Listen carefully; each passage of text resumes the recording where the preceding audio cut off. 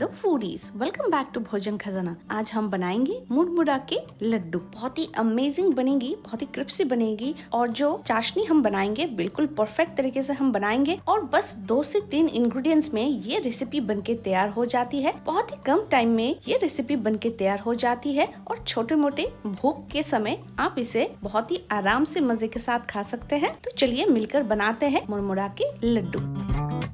नमस्कार दोस्तों, भोजन खजाना में आप सभी का फिर से एक बार बहुत स्वागत है। तो चलिए इस धमाकेदार रेसिपी को शुरू करते हैं। तो इसके लिए कढ़ाई गरम है, इसमें पहले हम मुरमुरा को थोड़े से रोस्ट कर लेंगे, यानी कि भून लेंगे। धीमी आंच पर हम इसको भूनेंगे ताकि इसकी नमी चली जाए। 2 मिनट के लिए लगातार हम धीमी आंच में इसको चलाएंगे। फ्लेम को बिल्कुल ही लो पर रख के इसको लगातार चलानी है ताकि ये जले ना। अगर ये जल जाती है तो टेस्ट बहुत ही खराब आती है।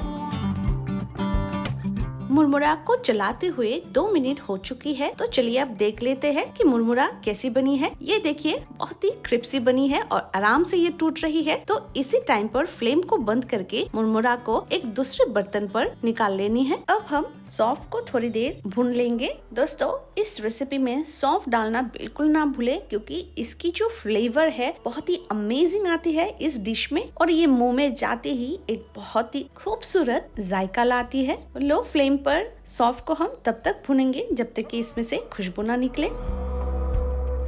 सौंफ में से खुशबू निकल रही है तो इसे अब हम एक बर्तन में निकाल लेंगे। अब हम जाएंगे फाइनल कुकिंग की ओर। तो कढ़ाई गर्म है, इसमें पहले हम 1 टेबलस्पून घी डालेंगे। घी डालने से खुशबू और लड्डू की जो टेक्सचर है बहुत ही बढ़िया आती है। तो घी को थोड़े से हम ऐसे स्प्रेड कर लेंगे। अब हम गुड़ डालेंगे। गुड़ को हमने छोटे छोटे टुकड़ों में कट करके रखे थे तो ये मेल्ट होने में बहुत ही आसानी होती है। यहाँ पर हमने 150 ग्राम गुड़ लिए है। गुड़ जो है अच्छे क्वालिटी की होनी चाहिए क्योंकि गुड़ को हम छानेंगे नहीं तो इसमें अगर इम्प्योरिटीज है तो ये खाने में अच्छी नहीं लगेगी। गुड़ को मीडियम फ्लेम पर चलाते हुए ऑलमोस्ट ये मेल्ट हो चुकी है। गुड़ मेल्ट होने के बाद भी थोड़ी देर इसको हम चलाएंगे और कब तक चलाना है वो हम देखेंगे। अब इसी बीच हम इसमें सौंफ ऐड कर लेंगे, मिक्स कर लेंगे सौंफ को गुड़ के साथ अच्छे से। तो कैसे समझनी है कि गुड़ रेडी है या नहीं? एक बर्तन में थोड़े से पानी लेकर उसमें हम गुड़ डालेंगे और अगर ये नीचे में अच्छे से सेट होती है तो गुड़ रेडी है। इस तरीके से गुड़ रेडी है तो अब हम भुना हुआ मुरमुरा इसमें डालेंगे।